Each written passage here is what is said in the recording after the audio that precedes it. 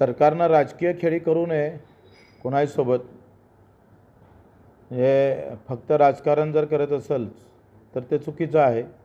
माझं काय म्हणणं आहे का या राज्यामध्ये जो काही समाजामध्ये जी काही एकोपा होता तो व्यवस्थित त्याला तोडण्याचं काम सरकार सध्या करत आहे.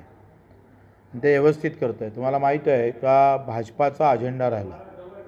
जेवढे मुस्लिम लोक रस्त्यावर येईल तेवढे हिंदू जागृत करणार.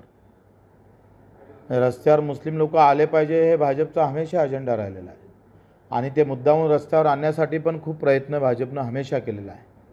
म्हणजे देशातली एकोपा जो आहे तो कुठल्याही पद्धतीनं एकोपा तोडून आपली राजकीय पोळी, म्हणजे ते काय म्हणतं ना का राजकारणासाठी काही पण कुठेही पण आणि कसंही पण तुम्ही एकमेकाला हाना मारी काही करा, पण आमचं राजकारण सरळ झालं पाहिजे ह्या भूमिकेत काही प्रयत्न चालू आहे.